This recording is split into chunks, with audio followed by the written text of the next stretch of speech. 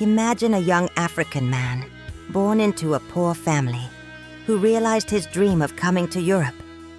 A young man who worked hard, day and night, to find the woman he loved since childhood. And yet, after so many sacrifices, he was chased from the house by this woman, rejected and abandoned in the street.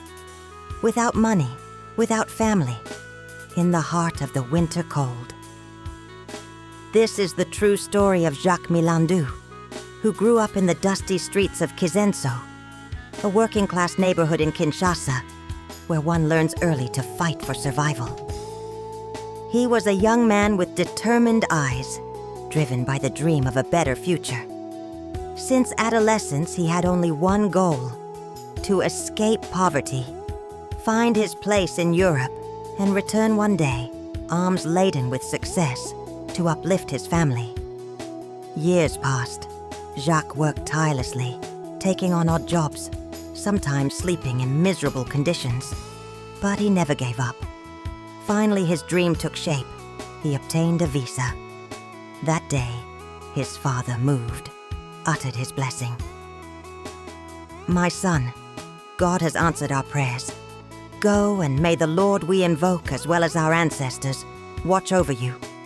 May He protect you, give you the strength to work and earn your money honestly. Do not steal. Do not envy what does not belong to you. Do not covet another's wife. Always remember where you come from, and above all, never forget us." Jacques then took the plane, crossed borders, and settled in Europe. But Europe was not the paradise he had imagined. A new battle began. Factories, construction sites, sleepless nights, hands covered in blisters. Jacques did not count his hours. Every bill earned, he held close to his heart before sending it home to support his parents and keep his promise. Amid all these sacrifices, one memory kept coming back. Clarice, his teenage girlfriend, the only one with whom he had tasted the promises of youth. Together they had a daughter, an accident in the eyes of some, but which Jacques considered a blessing. Despite the years and the distance, despite his parents' pressing advice to find another woman, Jacques remained firm. "She is the mother of my daughter. She is the woman of my life." This is what he repeated, even when mocked, even when warned of possible disillusionments. One day, after gathering enough money, Jacques made a decision that would change his life. He returned to Kinshasa to marry Clarice officially. Jacques' return to the country was an event. The whole family gathered to welcome the one already called Moana Poto, the son of Europe. In his suitcases, he had not only gifts, but also a dream. The dream of building a solid home with the woman he loved. But this dream was not shared by everyone. Upon his arrival, his parents told him, "Jacques, you have succeeded. You cannot waste your life with Clarice. She is not meant for you. There are other girls from good families who will be ready to marry you." Jacques clenched his fists. His gaze was firm. "No, Mom. No, Dad. Clarice is the mother of my daughter. I suffered in Europe, but it is she whom I carried in my heart. It is with her that I want to build my life." Disputes broke out. Uncles, aunts, even some friends tried to reason with him. But Jacques remained unwavering. Clarice, for her part, had tears in her eyes. She knew she was not accepted. And then, she did not expect that after so many years, the father of her daughter could still think of her. But when Jacques came to find her, he took her hand and said, "No matter what they say, you are my wife." And despite the whispers, despite the criticism, despite the threats of disavowal, Jacques married Clarice. It was a simple ceremony, almost intimate but filled with emotions. He defied his family, broke traditions, and stood his ground. Shortly after, he took steps to bring Clarice and their daughter to Europe.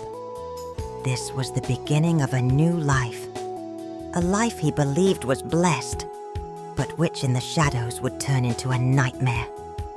The day Clarice set foot in Europe for the first time, her eyes sparkled like those of a child. She discovered clean streets, enormous buildings, cars that seemed brand new. She kept repeating, "Jacques, look, it looks like another world." Jacques smiled. For him, it wasn't a perfect world. He knew too well the freezing nights, the endless days at work, the loneliness of immigrants. But seeing Clarice amazed was enough to warm his heart. Finally, they were together. Finally, they could build their family life. The first months were sweet. They took a small apartment, modest but warm. Clarice took care of the house and their eldest daughter, while Jacques juggled 2 jobs to pay the bills. She never stopped thanking her husband for honoring her and lifting her from shame. On weekends, Jacques brought home bags of groceries and laughed as he watched Clarice prepare dishes from their homeland, the taste of Congo in a European kitchen. Slowly, the family grew. Clarice gave birth to 2 boys, 3 children, a small tribe, their pride. African neighbors respected them, considered them a model couple. At church, they arrived together, the children well-dressed, and people whispered, "Here is a brave man. Here is a blessed woman." But behind this image of happiness, cracks began to appear. Like many African women discovering life in Europe, Clarice was changing, slowly but surely. First, there were sharp words, thrown in the heat of an argument. "Jacques, you work too much. You never go out with me. It feels like I'm locked up here." Jacques sighed. "I work for you, for the children, so that you lack for nothing." Then, there were new habits. She spent more time outside. She said she was going shopping, but returned hours later, made up and perfumed. She went out with new friends that her husband did not know, most of whom were either single or divorced. When Jacques asked where she had been, she replied curtly, "Do you think I owe you an explanation?" The tone escalated. Disputes became frequent. The community, which always saw them smiling in public, did not know that behind closed doors, voices clashed, breaking the harmony. One evening, Jacques attempted a serious conversation. "Clarice, what is happening? You are not the same. We have been through so much together. Why do you treat me like a stranger?" Clarice looked away. "Maybe because you have become one." Jacques, shocked, looked her straight in the eyes. "Clarice, have you forgotten that I went to fetch you in Africa to bring you here? Since when have I become a stranger in my own home?" Clarice replied sharply. "Listen, Jacques, don't lecture me. In Africa, men see themselves as little kings. Here, I am the queen. Thank God I still keep you in my house." These words, like a cold blade, pierced Jacques. He remained silent, unable to respond. For him, everything he did was for her, for their children. But for her, it was no longer enough. The European dream, the one he had built with so much effort, was slowly turning into a nightmare. Days passed, and the atmosphere in the house became unbearable. Disputes erupted over trivial details. A plate poorly placed, a word misinterpreted, a glance misunderstood. Clarice was no longer seeking peace. On the contrary, she provoked Jacques, as if she wanted him to break. One evening, while the children slept, she coldly said, "Jacques, I no longer love you. I can't stand you anymore." Jacques was frozen. "How can you say that after everything I sacrificed for you? For us?" Clarice shrugged. "Sacrificed? You call that a sacrifice? I have my own desires. I think I deserve better." This was the beginning of the descent into hell. Guided by a mysterious anger, Clarice began to prepare her plan. She informed herself, consulted associations, got close to certain women who whispered in her ear. Here in Europe, the law is on your side. If you want to separate from your husband, you will get the children, you will get the house. She took notes. She armed herself with patience. Then she went on the attack. One morning, Jacques found himself face to face with 2 police officers at his door. He was accused of domestic violence. He, the man who had never laid a hand on his wife, was handcuffed in front of his crying children. The look of his eldest daughter, petrified, would haunt him all his life. At the police station, Jacques understood nothing. This is false. I have never touched my wife. But Clarice's word weighed heavier than his protests. She had built a case, prepared testimonies, invented injuries. The judicial machine was in motion, and Jacques found himself powerless. A few weeks later, the verdict was announced. Divorce granted. Clarice obtained custody of the children and the family home. Jacques found himself outside, with nothing, like a stranger in this country for which he had given everything. He first slept in his car. Then a compassionate friend offered him shelter in his small studio. Jacques was no longer than a shadow of himself. Every night, he replayed the images in his head. His sacrifices, his promises, his parents' advice, and this betrayal. If only he had listened to his family. Meanwhile, Clarice savored her victory. She had won. For her, life was finally beginning. But she did not think about the consequences, nor the unyielding law of nature.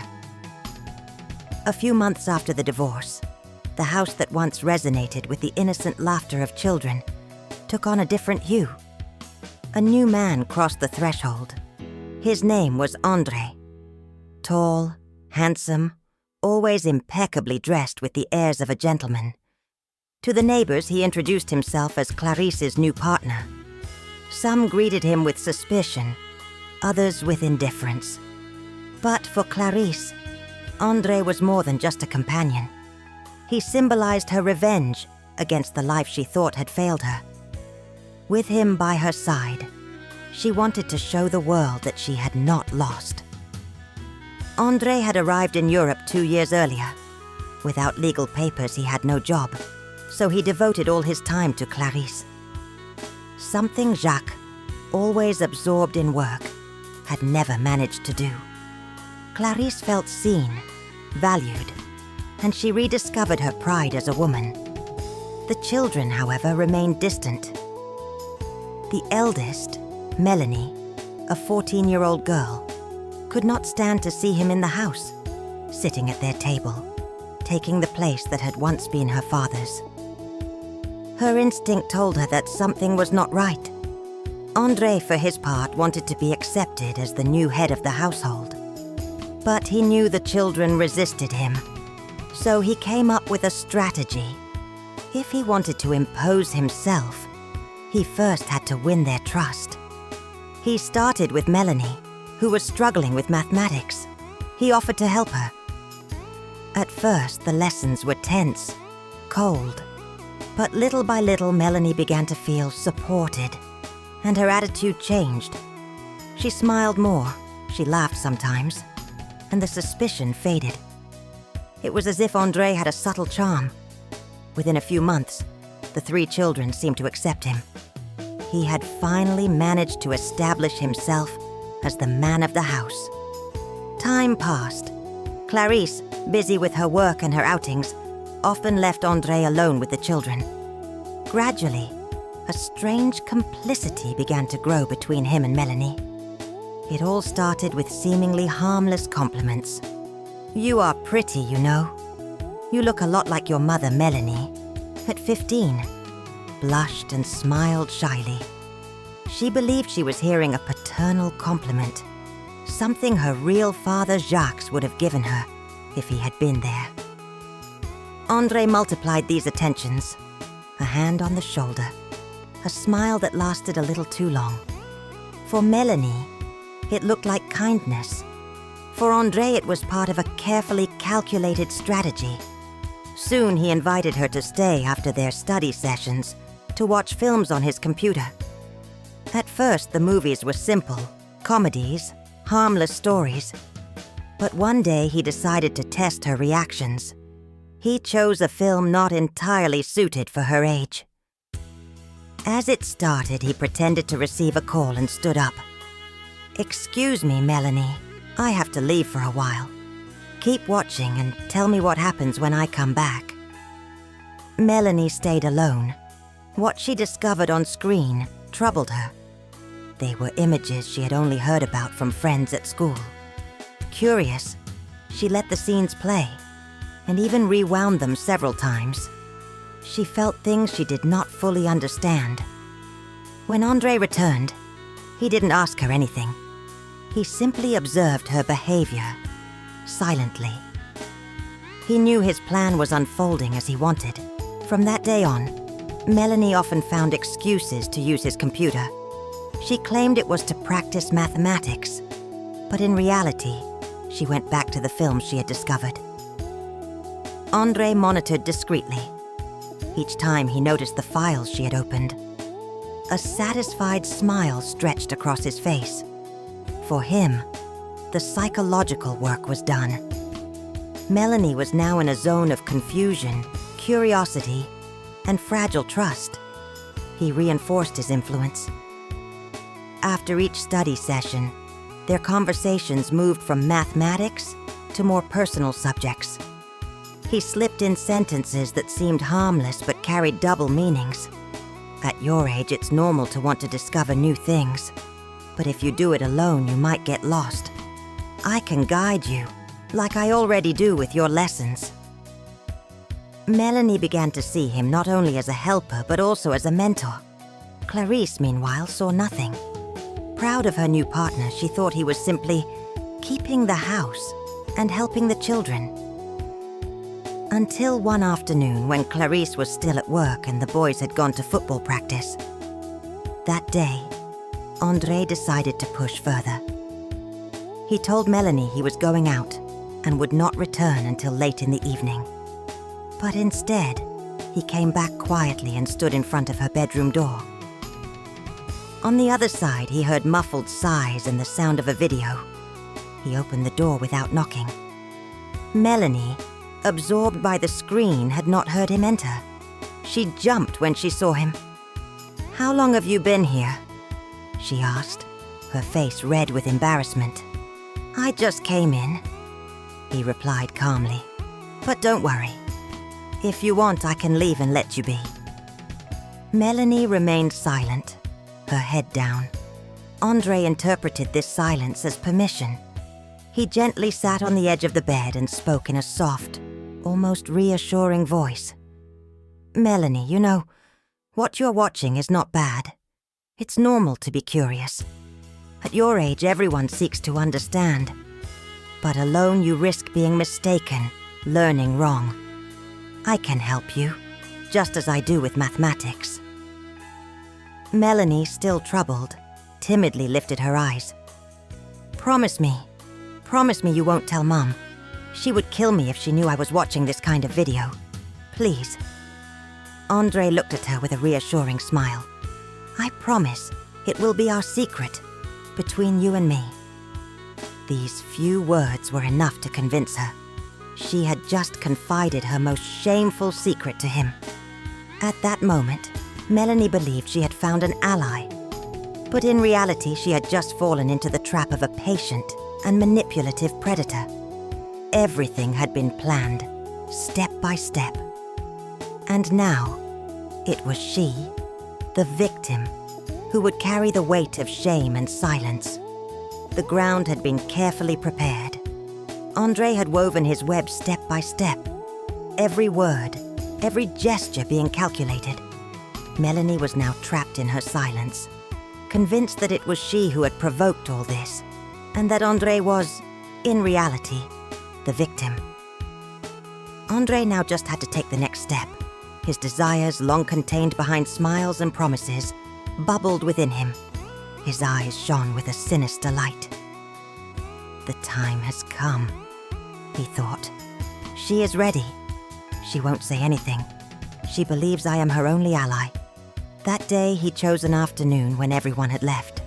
Melanie, in her room, timidly revised her lessons, the computer open in front of her. André approached softly, his footsteps muffled on the floorboards. He opened the door without knocking. Melanie looked up, surprised. "Uncle, you're back. I thought you were out until the evening." He stepped closer, his reassuring smile but his gaze filled with a strange intensity. "Yes, I came back early, and I wanted to spend some time with you." Melanie lowered her head, nervous. She felt her heart beat faster. André sat beside her closer than usual. He gently placed a hand on her arm. She hesitated. A part of her wanted to flee, but another, weakened by weeks of manipulation, remained paralyzed. André knew it. He sensed she would not resist. "You trust me, don't you?" Melanie nodded timidly. "Yes, but..." He placed his finger on her lips. "Shh, don't say anything."